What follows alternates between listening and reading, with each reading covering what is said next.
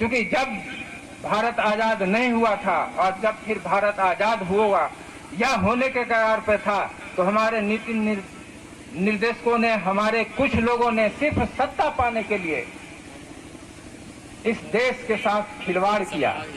उन लोगों को आप जानिए कि वो लोग कौन थे और किन परिस्थितियों में इस देश को बांटा गया।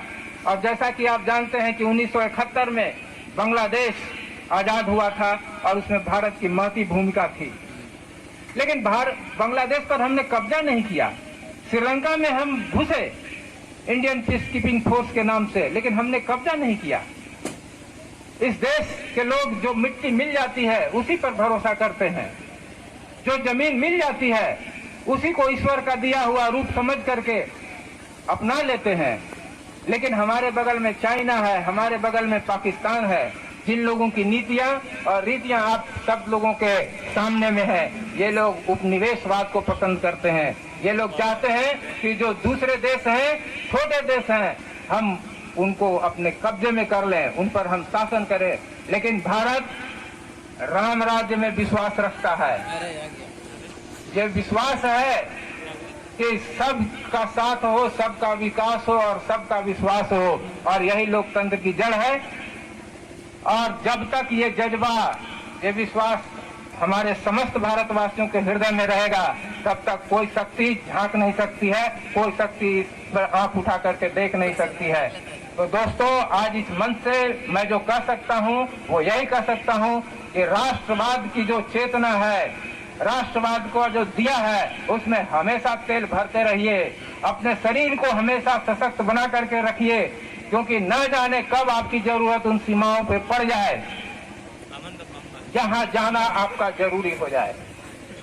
क्योंकि जिस हिसाब से इस देश के अगल बगल क्षेत्रों में आतंकवाद सर उठा रहा है, जिस स्पीड से ये लोग आगे बढ़ रहे हैं, इनकी आंखें कहीं नहीं है, इस भारत देश के लोकतंत्र पर टिकी हुई है, इस देश के मिट्टी पर टिकी हुई है।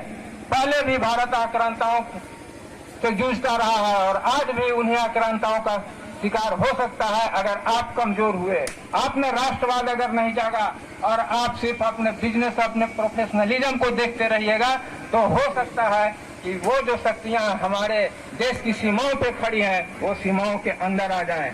आज आपको ये देखना होगा, सोचना होगा, समझना होगा कि सिर्फ नौकरी और सिर्फ व्यवसाय से ही देश नहीं चलता है। इस देश के लिए युवाओं का सशक्त होना जरूरी है और कर्मठ होकर के इस देश के लिए सब कुछ न्यौछावर करने का जज्बा भी होना जरूरी है। तभी कोई देश सुरक्षित रहता है और कभी इस देश में रहने वाले लोगों की सांसें भी बहुत अच्छे ढंग से चलती हैं।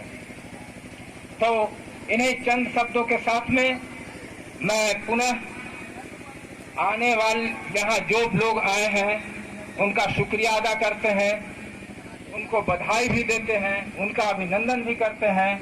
हमारे शिक्षक, हमारे कर्मचारी, हमारे छात्र, हमारे सफाई कर्मी, जो लोग भी हैं जहाँ पे उपस्थित, वो सब धन्यवाद के पात्र हैं, अभिनंदन के पात्र हैं, बधाई के पात्र हैं। और इन्हीं चंद शब्दों के साथ में मैं आप लोगों से विदा लेता हूँ। धन्यवाद। जय जय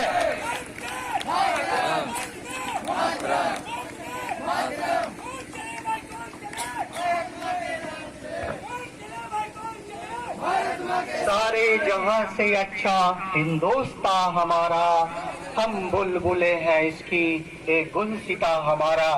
सर, आपके इस ओजस्वी भाषण से निश्चित रूप से हम सभी काफी लाभान्वित होंगे।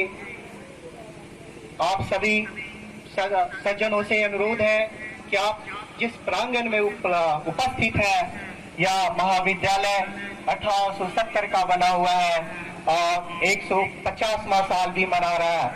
कहने का मतलब यह भी आजादी का गवाह रहा है। आप सबों के लिए अब गौरवान्वित होने का अवसर है। मैं आप सबों से ये बताना चाहूंगा कि ये बात हवाओं को बताए रखना, ये बात हवाओं को बताए रखना, रोशनी होगी चिरागों को जलाए रखना, रोशनी होगी। चिरागों को जलाए रखना, लहू देकर जिसकी हिफाजत हमने की है, ऐसे तिरंगे को सदा दिल में बसाए रखना। सर, आपको बहुत बहुत धन्यवाद। अब मैं आपको एक और जानकारी देना चाहूंगा कि आजादी का यह 75वां स्वतंत्रता दिवस आजादी के अमृत महोत्सव के रूप में पूरे भारतवर्ष में मनाया जा रहा है। उसमें यह भी महाविद्यालय शामिल है और इस आने वाले अगले 15 अगस्त तक पूरे वर्ष में बहुत सारे कार्यक्रम होंगे, बहुत सारे कॉम्पिटिशन्स भी आयोजित होंगे। आप सभी छात्र छात्राओं से अनुरोध है कि आप सभी उसमें बढ़ चढ़ कर हिस्सा लें, उसमें भागीदार बने। अब मैं धन्यवाद ज्ञापन के लिए बीएड विभाग के संगीता मैडम को आमंत्रित करना चाहूंगा। मैडम।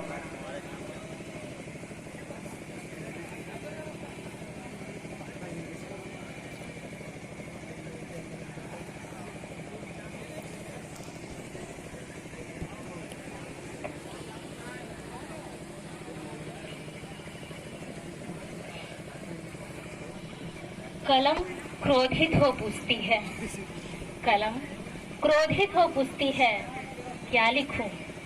कलम क्रोधित हो पूछती है, क्या लिखूं? वीरों की अद्वितीय शहादत लिखूं या माओं की बिलखती ममता लिखूं? कलम क्रोधित हो पूछती है, क्या लिखूं? कलम क्रोधित हो पूछती है, क्या लिखूं? वीरों की अद्वितीय शहादत लिखूं या माओं की बिलखती ममता लिखूं? साथियों की उबलते जज्बात लिखूं या संगनी की टूटी उम्मीद लिखूं? साथियों की उबलते जज्बात लिखूं या संगनी की टूटी उम्मीद लिखूं? कलम ने क्रोधित हो पूछा, क्या लिखूं? कलम ने क्रोधित हो पूछा, क्या लिखूं? साथियों की उबलते जज्बात लिखूं या संगनी की टूटी उम्मीद लिखूं? राष्ट्र ने खोए हैं सपूत, कहो किन शब्दों में उन लालों के कर्ज लिखूं? आज हम धन्यवाद ज्ञापन देने के लिए हम यहाँ पर उपस्थित हैं। सर्वप्रथम हम पिता ईश्वर को धन्यवाद देते हैं, उन्हीं का देन है। उन्हीं के आशीर्वाद के तहत हमें एक अच्छा मौसम मिला, एक अच्छा कॉलेज परिवार मिला और ईश्वर के आशीर्वाद से हम सभी को यहाँ पर उपस्थित हैं। हम तहे दिल से उन्हें सर्वप्रथम धन्यवाद देते हैं। हम धन्यवाद देते हैं प्रिंसिपल। तू हिंदू है दोनों इंसान, ला मैं तेरी गीता पढ़ लूं, तू पढ़ ले कुरान। मैं हूँ मुस्लिम, तू है हिंदू, है दोनों इंसान, ला मैं तेरी गीता पढ़ लूं, तू पढ़ ले कुरान। अपने तो दिल में है दोस्त, बस एक ही अरमान। अपने तो दिल में है दोस्त, बस एक ही अरमान। एक थाली में खाना खाए सारा हिंदुस्तान, एक थाली में खाना खाए सारा हिंदुस्तान। जय हिंद, जय भारत। अब कार्यक्रम समाप्ति की ओर है और हम चाहते हैं कि आप लोगों को कुछ मिष्टान भी हो जाए, तो आप लोग निर्देशित स्थानों पर जाने का कष्ट करेंगे और इसी के साथ यह कार्यक्रम समाप्त हो जाएगा। और टीचर्स गेस्ट जाएंगे और बॉयज एमसीए या फिर पीसीए ब्लॉक में जहाँ भी संभव हो वहाँ चले जाए। आप लोगों के लिए वहाँ पर मिष्ठान का प्रबंध किया गया है, आप लोग शांतिपूर्वक उसे प्राप्त करें। आप सभी लोग यहाँ आए, आप सबों को दिल से बहुत बहुत बधाई।